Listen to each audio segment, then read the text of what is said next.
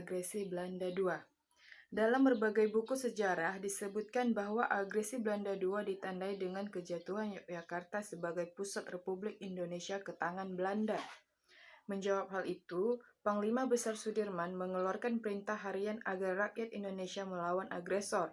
Tak pelak lagi pertempuran meletus di mana-mana. Di Riau khususnya, akhir Desember 1948 sampai awal Januari 1949 merupakan masa yang amat mencekam. Ribuan warga tewas dalam berbagai pertempuran dengan agresor tersebut.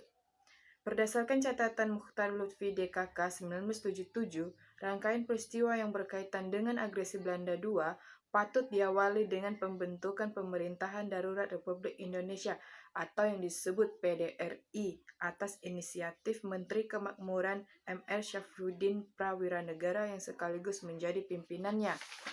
Kebetulan sedang berada di Bukit Tinggi saat Yogyakarta dikuasai musuh, diumumkan di Bangkinang. Pengelola PDRI kemudian pindah ke Suliki, kini di Sumatera Barat, melalui perjalanan darat Bangkinang, Teratak Buluh, Teluk Kuantan, dan Lubuk Jambi. Perpindahan itu menyusul semakin gencarnya Bangkinang diserang oleh Belanda. Dari darat dan di udara, PDRI akhirnya meninggalkan Bangkinang. 30 Desember 1948, setelah memperoleh informasi bahwa Belanda baru saja menguasai Payakumbuh, bergerak ke Riau, khususnya Bangkinang pada 29 Desember 1948. Puncak serangan ke Bangkinang dilakukan di hari Jumat pada 31 Desember 1948 pada saat orang sedang melakukan sholat Jumat dengan kekuatan 21 truk ditambah 2 pesawat tempur yang senantiasa mondar-mandir di udara. Pada 29 Desember 1948 itu juga Riau pesisir terutama Bengkalis dan Selat Panjang diserang oleh Angkatan Laut Belanda. Gempuran berjam-jam dengan kekuatan 2 kapal frigat, 3 kapal mendarat, 1 kapal barang dibantu dengan pesawat udara menyebabkan pasukan Indonesia misalnya di Bengkalis terpaksa menghindar. Mereka bertahan di kampung-kampung, sedangkan kota telah dikuasai oleh musuh. Tentara Indonesia mendapat tambahan kekuatan ketika Letnan II Subrantas dengan 87 anggota pasukan dari Rupat mendarat ke Meskom, langsung melakukan konsolidasi dengan pasukan di bawah pimpinan Letnan Masnur dan Letnan I Iskandar. Begitu pula Belanda, mereka juga mendatangkan bala bantuan, terutama mendatangkan pesawat tempur ke Bengkalis tak ayal lagi. Pertempuran terjadi, pasukan Indonesia kemudian terkonsentrasi ke desa Pedeki. Kekompakan pasukan Indonesia dengan masyarakat di desa ini menyebabkan Belanda kucar-kacir sampai meninggalkan Pedeki, meskipun 7 orang dari pihak pejuang dijemput ajal.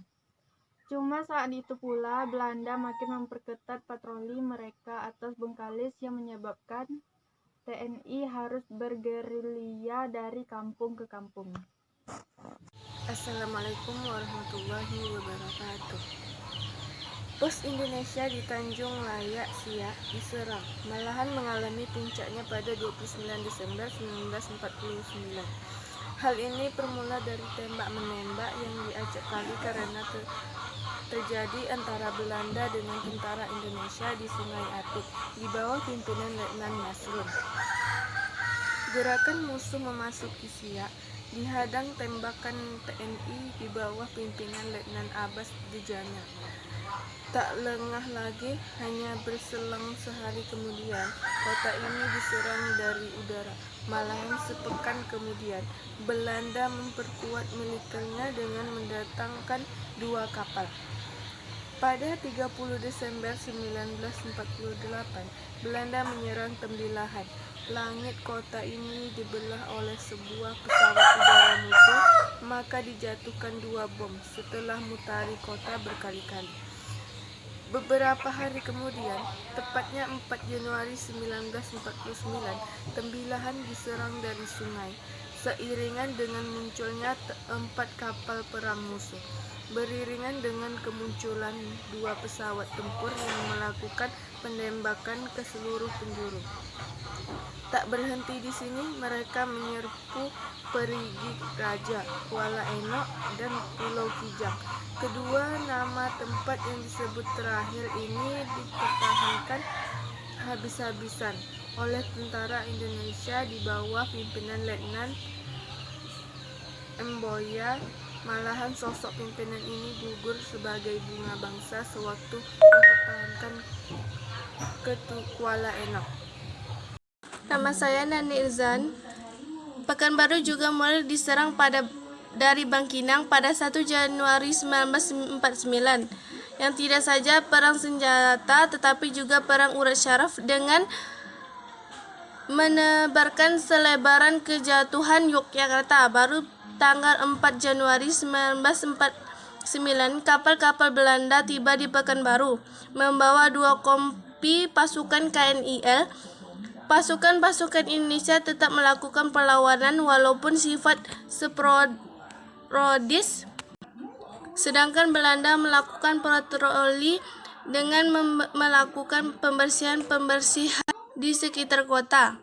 Pasukan-pasukan Indonesia mengepung Pekanbaru dari pinggir kota, sehingga hubungan tentara Belanda dengan induknya di Sumbar terputus. Jalan menuju Sumbar dari Pekanbaru dikuasai oleh pasukan Indonesia yang bernama Taufik Iklam Jamil 2018. Penyerbuan besar-besaran Belanda terhadap Riau terjadi di Rengat dengan kekuatan lebih dari 1 kompi, dibantu 2-7 pesawat udara. Hal ini disebabkan asumsi musuh yang senantiasa dilayani pertempuran terbuka sejak 1946 dan ditemui beberapa kapal pribumi yang membawa senjata di Sungai Indragiri selama 3 hari. Langit, Rengat, Air Molek, dan Teluk Kuantan seolah-olah dikoyak oleh pesawat musuh. Puncaknya tanggal 5 Januari 1949, sekitar pukul 7.00, 2 pesawat Mustang Belanda muncul dari tenggara kota. Pesawat-pesawat tersebut menembak dan melempar granat ke kota. Penyerangan udara diiringi dengan penerjunan pasukan melalui 7 pesawat Dakota.